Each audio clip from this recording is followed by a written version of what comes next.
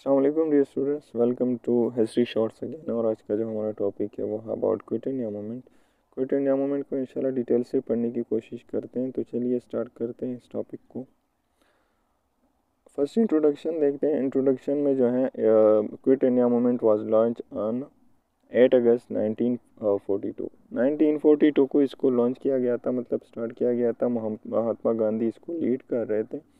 और जो है ये एक क्रूशल स्टेप था toward independence of the sub continent from British. मतलब हमें ब्रिटिश से आज़ादी चाहिए, सिंपली इसका यही मतलब था इसका जो है इस मोमेंट का। अच्छा, द क्विट इंडिया मूवमेंट 1940 से मतलब जो है इंडिया का जो सिविल, ये जो है सिविल डिसोबीडियंट मूवमेंट था। एक सिविल डिसोबीडियंट मूवमेंट था, सिविल नाफरमानी जिसको हम कहते हैं। सिविल डिसोबीडियंट मूवमेंट वो मूवमेंट कहलाता है जिसमें जो है लोग ये मतलब ये कहें कि भाई हमने बिल्स पे नहीं करने, हमने टैक्स पे नहीं करना, हुकूमत के बताए हुए तरीके हमने फॉलो नहीं करने। तो सिंपली सिविल डिसोबीडियंट मूवमेंट इसको यही यही इसको कहते हैं। तो लोगों ने इस सिविल डिसोबीडियंट मूवमेंट स्टार्ट किया कि भाई हमने बिल्स नहीं पे करने, हमने ये नहीं करना, हमने हुकूमत की बातें नहीं मानी, ये सब। तो ये जो है इस प्रोटेस्ट का मतलब ये लोग कर रहे थे, इसमें सिंपली यही कर रहे थे। अच्छा, एम जो है, इसका एम जो है यही था कि ब्रिटिश कॉलोनियल जो रूल है, मतलब वो जो हमारे ऊपर रूल कर रहे हैं वो ख़त्म हो जाए। बस वो यहाँ से चला जाए। और इसका जो अर्ग है ना, मतलब जो वो नारा लगा रहे थे क्विट इंडिया, कि भाई इंडिया छोड़ दो। क्विट इंडिया मूवमेंट का सिंपली यही मतलब है कि इंडिया छोड़ दो। और ये जो है वाइड स्प्रेड प्रोटेस्ट थी, मतलब टोटल इंडिया में ये प्रोटेस्ट हो रही थी इनके खिलाफ।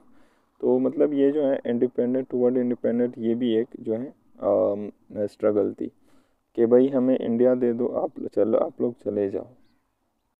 अच्छा, जहाँ तक बात है इसकी मतलब मेन जो है इसका ऑब्जेक्टिव था, जो हमने आप लोगों को अभी मैंने आप लोगों को पढ़ा दिया।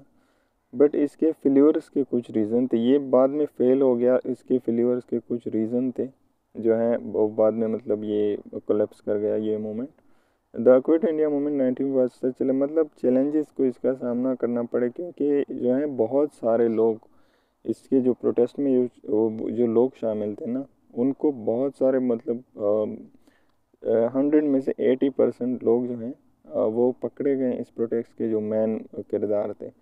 सुपरविजन बाय, मतलब ब्रिटिश जो रूल है ना, उन लोगों ने मतलब बहुत सारे ऐसे स्टेप्स उठाए कि उनको पकड़ा, किसी को मारा, किसी को पीटा, कि भाई ये बस ख़त्म। तो ये एक तो रीज़न यही थी। और बाकी जो है जो मेन किरदार था ना इस मोमेंट का, महात्मा गांधी, तो वो भी 9 अगस्त 1942 को अरेस्ट हो गया। मतलब बहुत जल्दी इन लोगों ने अरेस्ट कर दिया। तो फिर ये जो है मोमेंट बहुत जल्दी कोलेप्स कर गया और ये ज़्यादा देर नहीं चली है मोमेंट। तो इस वजह से ये इसके रीज़न ऑफ फेल्योर है। अच्छा, जहाँ तक बात है ऑल इंडिया मुस्लिम लीग के रिएक्शन का, कि इसका मोमेंट, इस मोमेंट के ऊपर क्या रिएक्शंस थे, क्या तस्वुरात थे, और वो क्या कह रहे थे इसके अबाउट। तो वो सिंपली यही कह रहे थे कि ये कांग्रेस इसको लीड कर रहा है, और कांग्रेस जो है वो लोग चाह रहे हैं कि यूनाइटेड इंडिया हो, मतलब मुस्लिम और जो है हिंदू दोनों एक मतलब हो।